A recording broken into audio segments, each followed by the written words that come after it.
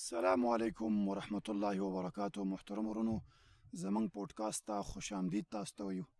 د سوات د خوشګوارې ښایسته علاقې نه ملګرو ته خوش آمدید. انشاءالله زمونږ د نن ورځ موضوع چې ده هغه د محرم میاشت متعلقه، چې په دې میاشت کې خلک بدعات هم کوي، په دې میاشت کې سنت طریقې موږ ته متوجه دي. یو سني مسلمان هغه به څنګه پوه شي چې په کومو اعمالو باندې ماته عمل کول پکار دي. څه معنی زه راتګ وکړم چې الله ته نږدې شم او څه نه ځان وساتمه. نو په دې میاشت متعلق موږ سره شیخ صاحب ګوهر موجود دی. انشاءالله دوی نه به هم پوښتنې کوئ انشاءالله او ملګرو رهنمایي به کېږي. شیخ صاحب محترم، دې میاشت متعلق موږ ته وضاحت وکړئ چې یو مسلمان څه وکړي دې میاشت کې. روژې شته، نور عبادتونه شته؟ وعلیکم السلام ورحمت الله وبرکاته. ټول ناول خو زه شکریا ادا کوم د شیخ صاحب محترم چې مونږ د خپل پوډکاسټ ته وغوښتو. دې میاشت کې الله رب العالمین دې میاشت له یو لوی عزت ورکړی دی. قرآن په دې باندې ګواه دی. اعوذ بالله من الشیطان الرجیم. قرآن کې الله رب العالمین فرمایي ان عدة الشهور عند الله 12 شهرا. نو الله رب العالمین وایي چې 12 میاشتې دي د الله په نسبت باندې، څلور په هغې کې محرم میاشتې دي چې هغه عزتمند میاشتې دي. یو په هغې کې محرم دی. نو محرم یو لوی د فضیلت نه ډک میاشت دی. نبی صلی الله علیه وسلم په دې میاشت کې ډېر عبادتونه ښودلي دي، خاص کر روژه، چې نبی صلی الله علیه وسلم په حدیث کې فرمایلی دي چې ان افضل الصیام بعد رمضان، چې ټول نه افضل ترینې روژې وروسته د رمضان نه هغه د 10 روژې دي، کوم چې محرم دی دا 10 روژې دي. نو دا ډېر عظیمه میاشت ده او ډېر فضیلت والا میاشت ده. په دې میاشت کې روژې نیول دا پکار دي خلکو له، او دغه شانتې نور عبادتونه ورسره کول پکار دي. شیخ صاحب محترم، لکه تاسو چې ویلې روژه نیول پکار دي، نو دې کې سنت طریقې چې دا روژه سړی په 10 ونیسي او په 9 ونیسي او که نه دا صرف 11 او 10 ده، دې وضاحت هم ملګرو دپاره وکړي چې روژه په کومه ورځ ونیسي. د روژه نیولو دپاره د روژه اصل کې نبی صلی الله علیه وسلم مدینې ته چې راغی نو د صحابهو د یهودیان روژه نیوله. نو هغه رومي صلی الله علیه وسلم تپوس وکړو چې دوی ولې روژه نیسي. هغو دا وویله چې بني اسرائیلو ته الله رب العالمین په دې ورځ نجات ورکړی دی، دې وجې نه موږ روژه نیسو. نو نبی صلی الله علیه وسلم فرمایل، بیا هغه وویل چې نبی صلی الله چې موسی علیه السلام په دې ورځ روژه نیوله، موږ ځکه نیسو. نبی صلی الله علیه وسلم فرمایي چې موږ خو ډېر لایق وو د موسی علیه السلام نه چې موږ روژه ونیسو.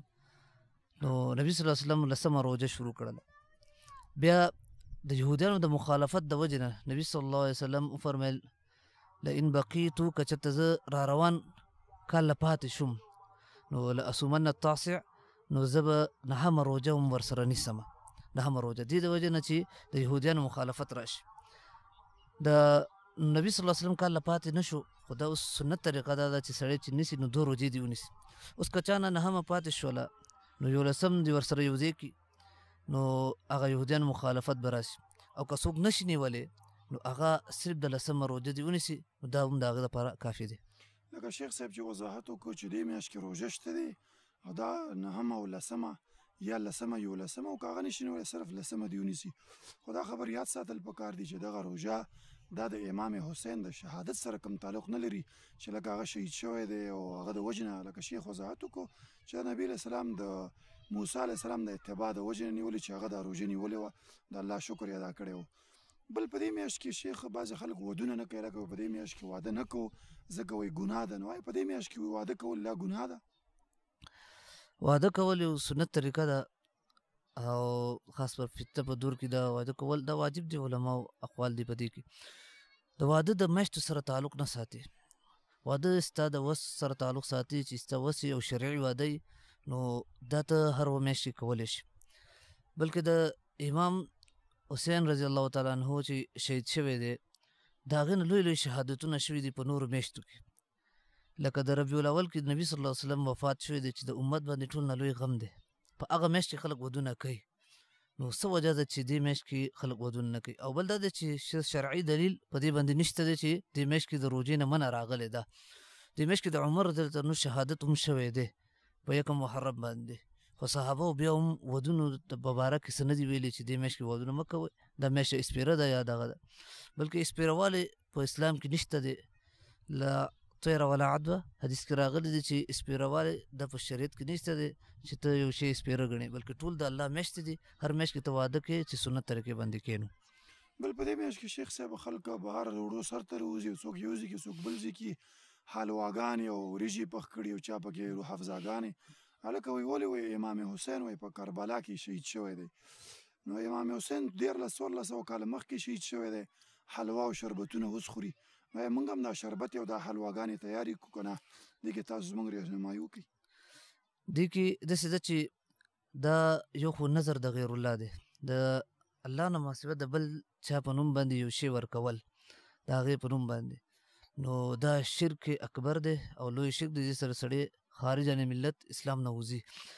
نو ځکه چې دا د غیر الله د طرف ته د هغې د تقرب دپاره دا ورکول دي لکه خلک د حسین په نوم باندې رضی الله تعالی عنه یا حسن رضی الله تعالی عنه په نوم باندې یا د اهل بیتو په نوم باندې د حلواګانې په دې ورځو کې پخوي نو دا ټول اول خو شرکي اعمال دی که چا شرک غرض هم نه وي نو عقلا هم دا شی ممتنع دی ځکه چې څنګه یو ته یو خوراک وکړې هغې فایده بل چا ته رسي هلته کې قبر کې او هغه ستا د فایدې نه خبر هم نه دی بل قرآن په دې باندې ګواه دی چې بل احیاء عند ربهم یرزقون حسین رضی الله تعالی شهید شوی دی اهل بیت کوم هلته کې شهید شوي دي هغو ته رب العالمین په جنت کې رزق ورکوي هغو ته د دنیا رزق سره حاجت نشته دی سره ضرورت نشته دی نو دا خبره په دې باندې هم ده بل دا دی چې صدقې کول دې دپاره شریعت څه وخت مقرر کړی نه دی ماسوه د بعضې صدقاتو نه چې فرضي صدقات دي لکه زکات شو هغې دپاره یو کال پس ټیم دی هغه دپاره هم خاص میاشت نه ده خو دومره تعین یې کړی دی